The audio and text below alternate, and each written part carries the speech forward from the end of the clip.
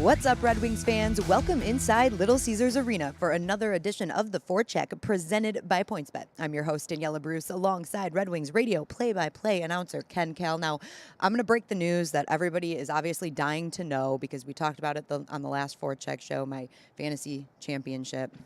I didn't win. Didn't win. What happened to Mr. Chubb there? The Browns would not give him the ball. The Browns wouldn't give him the ball. I don't know what happened, but He ran for 30 yards on his first run. and then they never gave it to him again. So yes, I did not win the fantasy championship. I came in second. I'm still pretty upset about it, but we're going to get over it, and we are going to focus on some Red Wings hockey tonight, Ken. Before we do that, let's take a look back at Sunday's game. It was an interesting game for the Red Wings because the first two periods they started out really strong and they played well. They came out on top. We'll take a look back at those highlights right now. On Sunday, that was in the first period, Tyler Bertuzzi would open the scoring here. He makes a nice play to get the puck out to the point to De Kaiser and then is in the right place to finish, giving the Red Wings a 1-0 lead. Yeah, good goal by Tyler Bertuzzi. Again, he continues to play well for Detroit.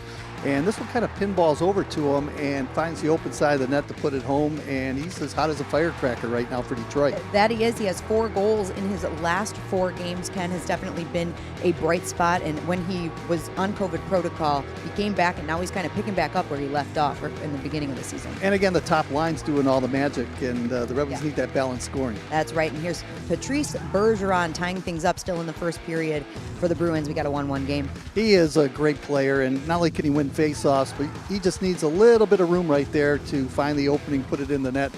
All-around great player, both offensively and defensively. And the first period would end 1-1. Here we are in the second. It was scoreless until this happened. Erik Haula takes it up the wing by himself, beats Nedeljkovic high, gives the Bruins a 2-1 lead. I can't remember, Daniella, the last time I saw a wrist shot like that. That was a rocket into the upper right-hand corner, beating Nedeljkovic, and the puck was already in the net before Alex moved his shoulder. So that was a really good Major League NHL shot. That it was. The Red Wings actually had a solid scoring chance right before that, so it felt like a bit of a dagger, but the Red Wings were still only down a goal heading into the third period, but this is when things unraveled. This is a Charlie McAvoy goal, but check out Taylor Hall threading the needle to get him the puck, giving the Bruins a 3-1 lead. Yeah, he snuck in right there, and that's a great play by McAvoy to come in there. And brilliant pass by Hall to see him tape-to-tape pass, and he put it home. And that's a 2-goal lead for Boston. And since 2011, they've won 352 games when they've had a 2-goal lead in a hockey game. So things didn't look good for Detroit at that point. And Boston has been struggling a bit, so they're trying to get back on track here. And you can see Frederick burying the rebound, Boston in the 4-on-2 rush. He's more known for his physical play, but that was a huge goal. It gave him the insurance marker right there. Yeah, but that would make it 4-1, and Boston wasn't quite done yet near the end of the third period. It's actually Thomas Nosek who would bury a former Red Wing. They move in, and Nosek just takes a shot from the face-off circle and makes it 5-1. Yeah, that was the goal I think Nedeljkovic would like to have back. But with that said, I thought that Nedeljkovic played pretty well, but Thomas Nosek, got to give him credit, found the opening 5-hole and put it behind the Red Wing netminder. That's right, and like we said, the final score was 5-1 in this game, and things really did unravel for the Red Wings in that third period. Ken, what did you notice as the game went on? What changed and gave Boston that motivation in the third? When they took that 2-goal lead, it was kind of lights out. It really took the wind out of the sails of the Red Wings, and as I mentioned, Boston with a 2-goal lead over the last several years, they're just almost unbeatable. So the Red Wings did a pretty good job, I thought, of keeping it close into the third period. I thought if the Red Wings could get off to a good start, get that first goal to tie it up, things would be different, but that wasn't the case. And going back to the one bright spot that we did see in the game, Tyler Bertuzzi netting his 4th goal in 4 games. He now has 12 points in 13 career games against the Boston Bruins, so he really likes to play against them. He was a +2 in those last 4 games, so he's been a bright spot for the Wings all along, and like you said, really the catalyst on that top line. I thought Bertuzzi and especially Dylan Larkin really played a strong game. Larkin showing his leadership, and he put in a lot of time on the ice too, and Tyler Bertuzzi is just dangerous anytime he's around the net. And just when you think that he's losing the puck, somehow he finds the opportunity to take it away from the opponent or get himself in a position where he can score. Great hand-eye coordination. We've seen that from a lot of his goals in his career so far, and just a dynamic player, and he's really good on that top line. That he is, and the Red Wings will be getting Nick Leddy back tonight. He was removed from COVID protocol. He practiced yesterday and skated at morning skate, so we anticipate that he will return to the lineup tonight. That is a big bolster for the Red Wings blue line. I like Nick Leddy for the fact that he can get the puck out of his own zone. Smooth skating defenseman, and he can create some offense from the blue line core. And I think they really missed him, Danielle. I really did. He's a veteran out there, and you got to count on those veterans when things get tough in your own zone. You count on those veteran players to get the puck out and have that communication. So it's great that he's back in the lineup. I think he'll help out. And obviously the Red Wings are still missing a few players that are on the injured reserve list, but it is great to see everybody off the COVID-19 protocol list and a healthy Red Wings lineup. Yeah, and they don't have to test, I don't think, That's for 90 right. days, right? So, yeah. It just seems like every team's being hit with that COVID protocol, but things look good for the Red Wings now, and hopefully they can remain healthy for the rest of the year. An interesting note to look out for in tonight's matchup with the San Jose Sharks. We're going to look at yesterday's practice power play lines. They were a little bit different from what we've seen normally. That first line remained the same with Dylan Larkin, Tyler Bertuzzi in the net front, Dylan on the flank, obviously, Fabry on the other flank, Raymond at that bumper spot, and Sider on the point. So that one is the same, Ken. And just one quick thought, what do you think about Lucas Raymond in the bumper position? I know that a lot of fans don't like Raymond being in that position, but to me, he's just a terrific hockey player. It doesn't matter where he's at on the ice on the power play. He can find openings, get creative out there on the ice, and get in position to score goals. So I don't mind him where he is right there. And here is the second line where things get a little interesting. We have Adam Ernie net front, Sam Gagner on the bumper, Joe Veleno and Vladislav Nemesnikov on the flanks, and then Philip Hronek running the point. Notice that Philip Zadina's name is not on there, and it looks like Joe Veleno might be getting a look on the power play, but hey, Ken, you've got to make some changes when things aren't going well, right? Right. The Red Wings lost their last two games, and I think Jeff Blashill yesterday alluded to the fact that the team has to play a little more physical. And with that said, Giovanni Smith hasn't played in the last two games, so if you put him in, the odd man out is going to be a guy like Philip Zadina. So Zadina's got to play better, though. That's the thing. He's played 12 minutes, and he's got to find a niche out there on the ice. We know he can shoot the puck, but there's other parts of the game that I think he needs to improve upon. So it wouldn't surprise me if he doesn't play tonight, because Giovanni Smith, if he comes in the lineup, then that adds a little more physical presence. And I think that's what Jeff Blashill wants from his team.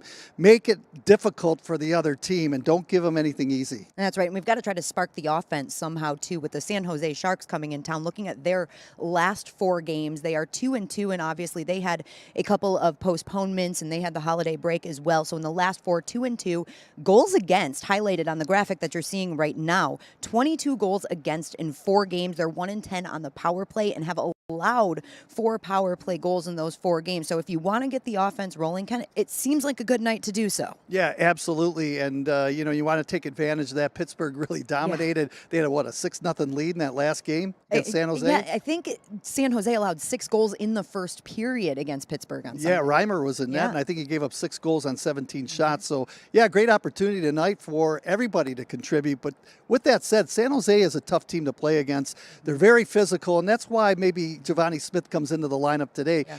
They had 51 hits in their last game against the Pittsburgh Penguins, and they're going to go out, they're going to play the body and force you to make mistakes, and the Red Wings are going to have to answer to that. And the Sharks are going to be down a couple of key players, including Logan Couture, who has 29 points on the season. That's the second most on this Sharks team. He was put into COVID protocol alongside Lane Peterson as well. So they're down a few players, which the Red Wings, again, should probably take advantage of. And Logan Couture really has had the hot hand for the San Jose Sharks of late, and with him out of the lineup, that's where you have to take advantage, and that's where matchups become so important in this game tonight.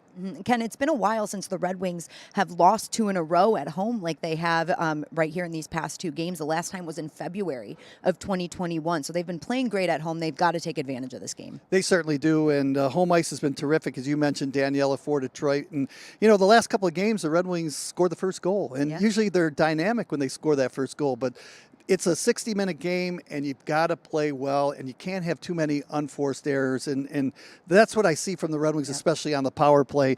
There was a time in that Boston game where the Red Wings, they were shorthanded, and Boston had the puck. You just can't allow that to happen. So special teams are a big part of winning in the National Hockey League. You have to have good goalkeeping, and you have to play well 5-on-5. And so if the Red Wings can do all 3 of those things here tonight, should come away with the 2 points. And let's face it, it's a big 2 points on the table for the Red Wings. Right now they're 1 1 point out of a playoff spot. Boston has the point ahead of them, so this is a big night for Detroit. You mentioned needing good goaltending, which is something that the Red Wings and every team always needs to be successful. And it looks like we are going to see Alex Nedeljkovic and James Reimer in net. We just talked about Reimer gave up 6 goals in the first period on Sunday. Alex Nedeljkovic gave up 5 goals in total. It didn't seem like he gave up that many goals.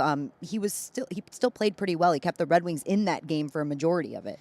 Paul Woods and I were talking on the radio, Daniella, about how well we thought Nedeljkovic did play. I know it was a bad third period in which 3 goals got by him, but for the most part, he kept the Red Wings in the game. It was a 1-goal game going into that third period, and he made several outstanding saves. I think he gives the Red Wings the best opportunity to win, and I think it doesn't surprise me at all that he's playing again here tonight. Yeah, and we saw the wild card standings on the screen just a moment ago. I want to go back to that because these points are so important for the Red Wings to pick up. Obviously, they are still in that wild card mix, but when you look at the teams that they're up against right now, the Pittsburgh Penguins and Boston Bruins, Pittsburgh with 41 points, Boston with 34, and they've got 5 games at hand against the Red Wings, so you've got to pick up these home points tonight. Absolutely, and you don't want to play wait and see hockey. And what I mean by that is you've already played 33 games. Tonight's game 34, and then after you win this hockey game, you look behind you and you're hoping that other teams don't pass you up in the process because they have those games in hand. That's right, and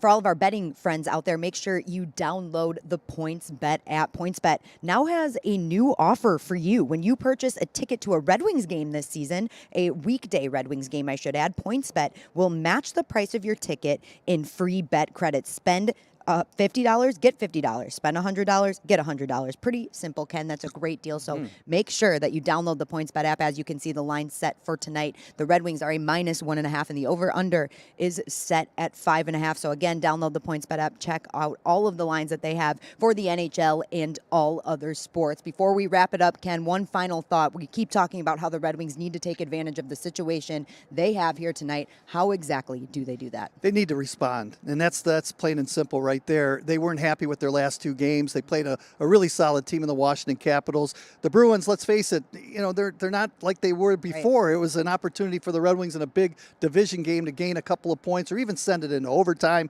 That didn't happen. Coaching staff's not happy. The players aren't happy, so they need to rebound with a good effort here tonight in front of the home crowd. That's right. Looking for a big rebound from the Red Wings tonight against the Shark. Puck drop is 7:30 p.m. You can catch the game on Bally Sports Detroit, or of course you can tune in to 97.1 The Ticket and listen to Ken, Kal, and Paul Woods. Thank you all so much for tuning in to another edition of the Forecheck presented by PointsBet. We'll see you next time.